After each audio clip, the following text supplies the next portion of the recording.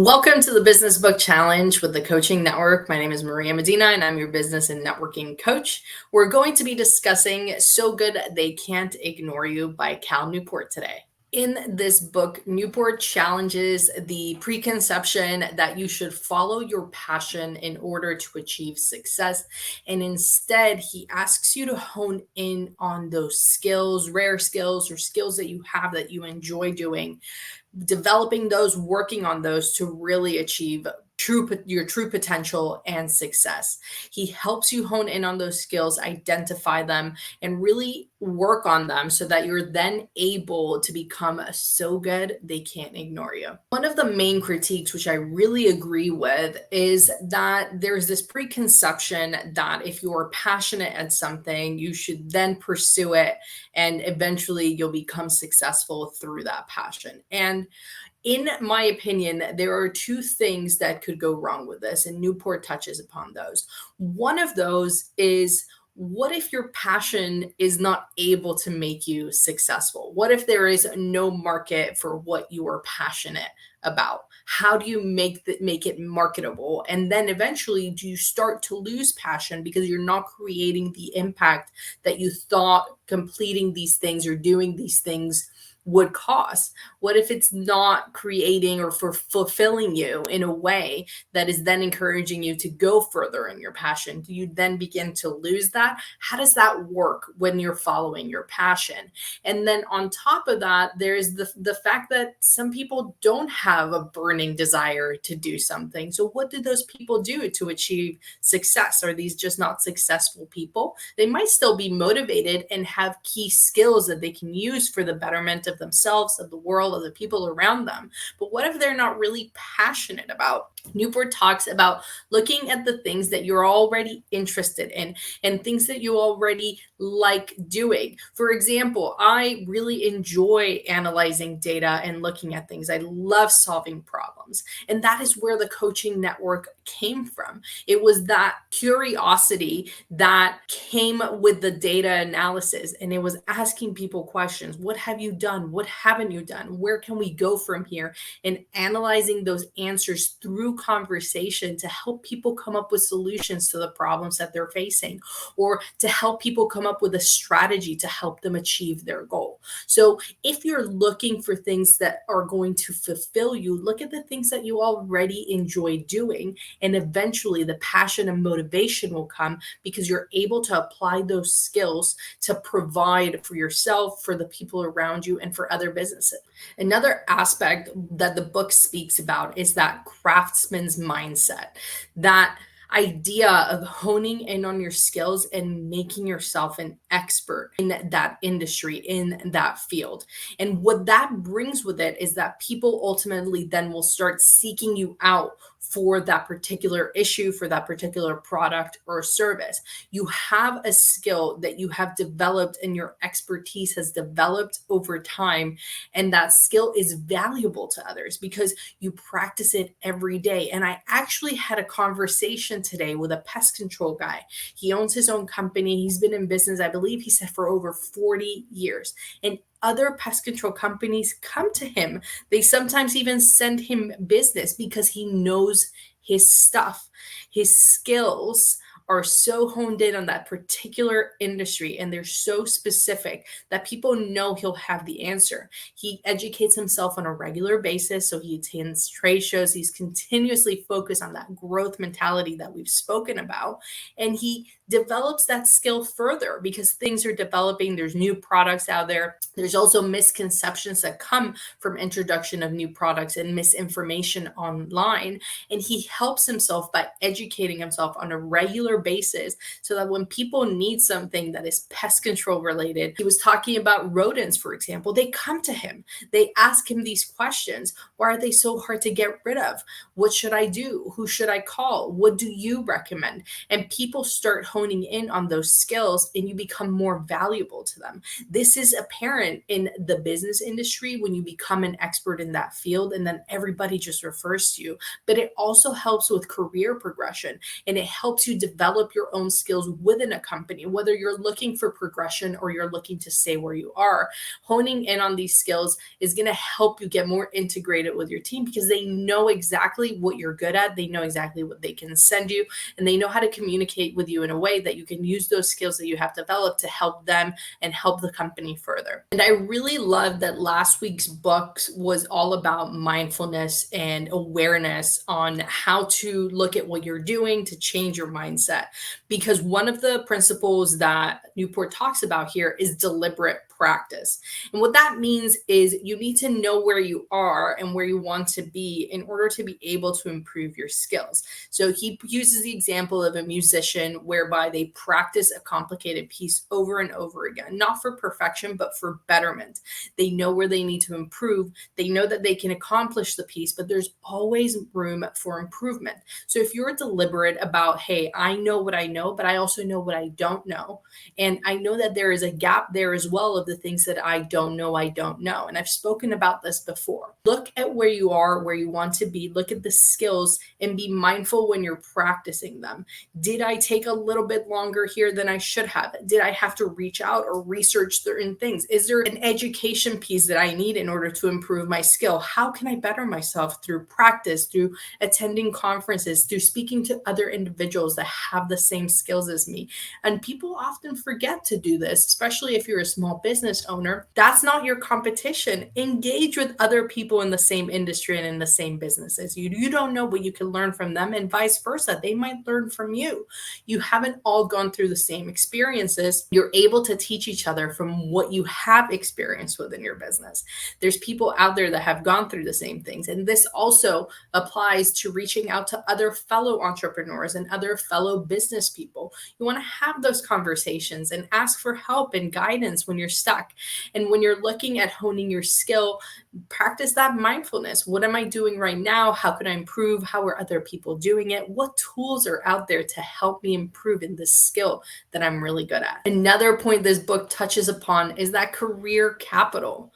When you're really good at what you do, especially when you're working with an organization, you become invaluable to that organization. So what sort of career capital are you able to capitalize on with your skill? Are you able to learn their system a little bit better, make recommendations? How are you using your skills to make yourself invaluable in your organization? And then potentially, can you learn additional skills to make yourself invaluable to other organizations for them to want you, like a software developing, learning all these other types of codes and languages? What can you do to further your expertise so that when the time comes, people know that they can come to you, they can trust you with that, but then they don't want to lose you. They will try to do everything possible in order to keep you so that the organization runs smoothly. And to that fact, are you using these skills to further up your team? And maybe you're managing a team. Are you using these skills to help you bring them in, help them develop those skills so that you can build the organization fully? And this helps as well if you're a business owner. As you're learning your skills, learning your craft, what are you good at? Who else are you bringing into your team to help the whole organization as a whole elevate? And I've spoken about this before, and I spoke about it in Dare to Lead. And one of my guests mentioned, hire somebody, you think this is the job that they are going to complete, but ultimately, maybe they're really good at something. Do you let them go because they're not completing that particular job, even though this other skill is helping them and helping you and your company as a whole? No, you grab those skills and you say, hey, I've got a position for you. Maybe this one wasn't the right one. Let's adapt it. Let's use that skill to help our company and help our organization grow. Maybe we can find somebody else to fill this gap and grow together. And I often go through these discussions with my clients where we're talking about employees and maybe they're not achieving what they're supposed to, but we look at their skills and we look at what they are achieving. And then we just find support systems to help with the other stuff, the other things. The same applies with small business owners. There are certain things that you're really good at. And I had a conversation earlier today about the E-Myth. And that was that fact where the E-Myth talks about, and I'll analyze the book a little bit further. There's three aspects of being a tradesman, where you're working the trade in your business, you're being an entrepreneur when you're thinking up of everything that you could do with your business, and the managerial role where you're managing the day-to-day running of the business. And people often get stuck trying to achieve all those three, where you can hone in on one and outsource the other two to help you really go, because you're stunting the growth of your business and your organization by focusing on too many things at once. Master of all is a master of none. So how are you honing in on the skills and your natural capabilities, perfecting those, making yourself an expert in this field to help you grow in your organization? Another way that developing these skills, and I spoke about that value proposition, developing these skills not only is going to make you invaluable, but is going to allow a little bit more flexibility in your workplace. Maybe you don't have to keep working from somebody else. Maybe you can start freelancing because you are sought after and people want to work with you.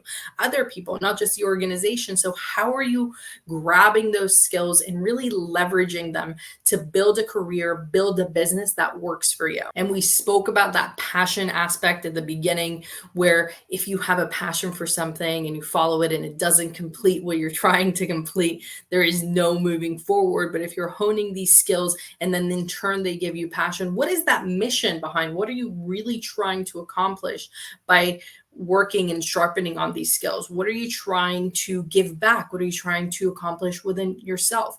What is that overall mission that is going to help you keep you motivated and passionate about what you're doing? This was definitely a different perspective from what I have been used to, because a lot of the time you just get told, follow your passion, and then your passion will take you to success.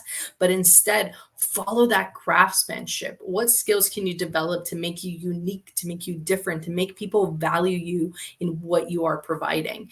Focus on continuous learning and really honing and sharpening in on those skills so that you become invaluable to others. Please help me in welcoming my guest, Kareem Rogers with Our Depot. Kareem, why don't you go ahead and introduce yourself? Hi, thank you for having me. My name is Kareem Rogers. I am a full-time recruiter. That is my full-time job. But I am also a career coach and resume writer for my business, HR Depot LLC. And our goal is to help job seekers get the job that they deserve by maximizing their opportunities. So thank you for having me today. Thanks for being here with us. And I'm looking forward to analyzing this book because it sort of speaks different than other things. A lot of people say follow your passion. And if you follow your passion, you're doing what you like, you're going to get the business that you deserve. But with this, it says follow your skills, develop those skills, work on those skills so that you are the person that they go to for those skills. So as people are in their careers or starting their businesses, what sort of steps, practical steps, can they take to identify those skills that differentiate them from others? Excellent question. So the first thing I would recommend is to do a skill gap analysis. Before you know what skills you need to attain or what skills are valuable, you must do the research. So, for example, since I work in HR, I need to figure out what skills in HR are very valuable and hard to attain. And with those skills, once you gain them, it makes you stand out amongst the rest of the HR professionals. So, one, do a skills gap analysis. Two, continuously learn. No matter what you do, those who continuously seek to learn and grow will always stand out because things change repeatedly, right? The industry is never the same. As you can see, the market is not the same compared to how it was last year. When I say the market, I mean the job searching market, right? So you'll always have to learn new things, learn new skills to really make yourself stand out. Thirdly, seek feedback. Feedback is always your best friend. And not only from your managers, but seek feedback from your mentors, from your colleagues, from people who you trust, so that you learn that what you need, what is it that you need to attain, or what is it that you need to improve on to be a better employee or a better worker, wherever you're doing. And finally, have some stretch goals. What are some things that you want to challenge yourself on? What are some things that you wanted to accomplish? So I always believe that stretch goals are what really makes you go above and beyond and just see how far you can achieve certain goals. So I think those things right there are really very important. Make some good points. And often that's easy to do when you're running your own business or you're an entrepreneur. But what Mhm. happens when you're in an organization that doesn't allow you to do that? Or is there things that organizations can do to encourage people to grow, to have that career growth? Yeah, so for one, encourage autonomy. So if you're an organization that gives your employees the opportunity to take initiative on projects, bring some new ideas, or just, like I said, just attain some new skills, definitely do that. Other thing is have a career development path. So create a path where your employees know if you want to get to a certain position or a certain level, this is the usual career path that people usually take. And with that, that usually requires a feedback loop. I know I'm going to say feedback a lot, but that's very important. If you have those regular conversations with your supervisor or manager where you basically say, like, hey, this is where I want to go, where I want to achieve, and your manager basically helps you navigate the necessary steps you need to attain that career path, then those things are very important. And last but not least, really just allow them to do some cross-functional collaboration. So even though I work in HR, for example, I may want to try some things in marketing, or I may want to collaborate on some things in finance. And what that does is once you do those cross-functional collaborations, it gives you the opportunity to possibly attain new skills. It gives you range, which is actually another book I recommend, but it gives you the opportunity to really just have a bigger perspective on different things and have a larger skill set. So those things are really what you can do to just encourage skills gaining in a organization. And I think that that is something that an organization will value, because if you are Yes. learning from other teams, then you are more of that team player. You're learning to work with them so that you're not in a silo in your department, as you would say.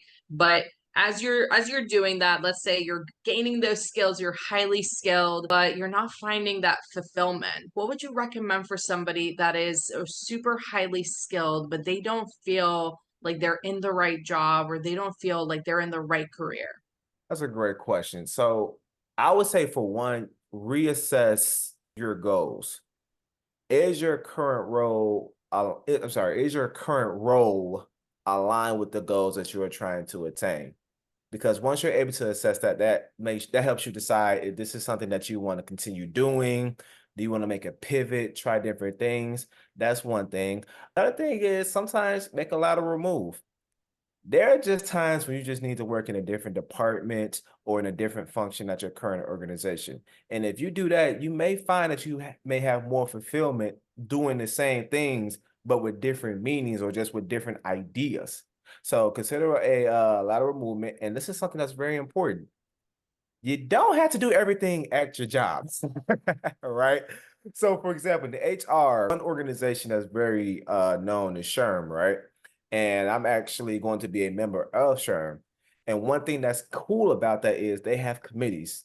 So with those committees, I have opportunity to do different projects, help collaborate with different ideas and things like that. So maybe that's something that you need to consider as well. What are some outside projects or some outside activities you can do that can really help you find some fulfillment in what you're trying to achieve? And so if you do that, then that really will help you dramatically. And most importantly, this is important for wherever you do, network. Network with professionals in your field.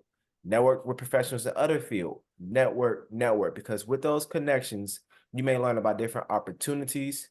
You may learn about different skills to attain. They may give you feedback on what you could do to stand out or get into the same position that you want to achieve. Network your butt off, because those who network are those who get the most opportunities from my experience as a recruiter and a career coach.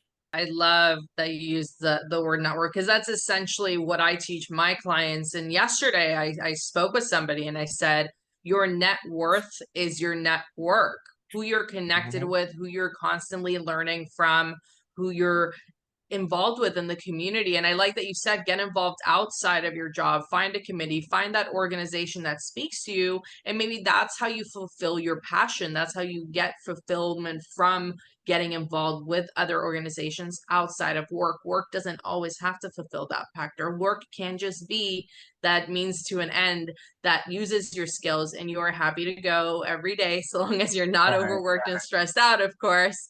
But use your network, speak to them, and have those clear communications. And I always tell people, get involved with people that are in your same industry. Not everybody is in competition with you. It's good to have those conversations and learn from their experiences. One last question I had was, at what point, as people are learning, they're growing, they're finding out more about themselves, at what point is it more beneficial for somebody to actually follow their passion over their skill? That's a great question. And I know that the book talks a lot about the passion mindset, and I know it advocates more for a craftsman mindset.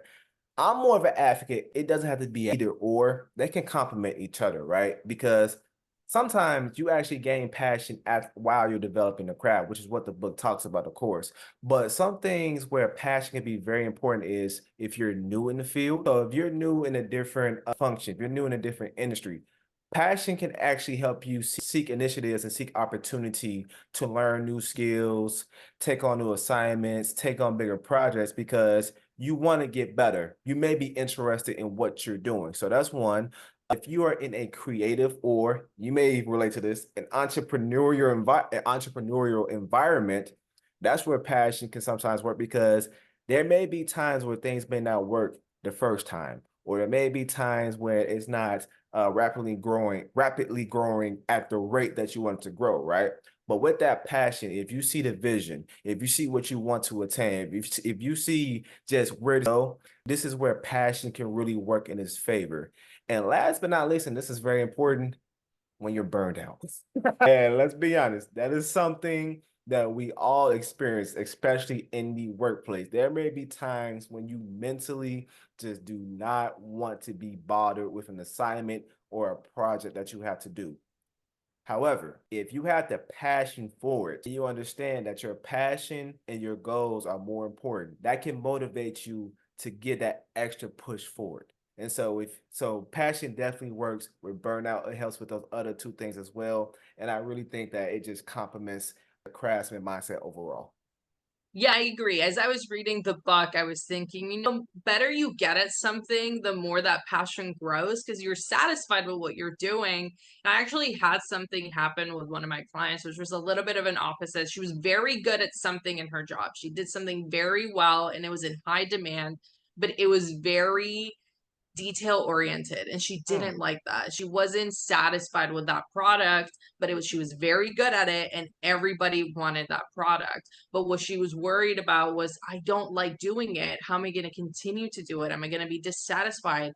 And what we spoke about, find that passion outside and find the value in what you're doing and what you're doing for other people. They actually want you to do this. They want you to complete this task and you're benefiting them. So live through them and then find that passion somewhere else. Thank you so much for joining us today. If anybody wants to connect with you, what's the best way for them to reach out? So you can go to my website at www.hrdepotllc.com. I'm also a content creator on LinkedIn, so you can find me on LinkedIn at Kareem Rogers. I also have a newsletter, so if you sign up for my newsletter, you actually get a free resume guide. So you can definitely do those things to find me. Awesome. Feel free to check out all those resources and connect with Kareem. Thank you again for being with us today. And don't forget to join next week.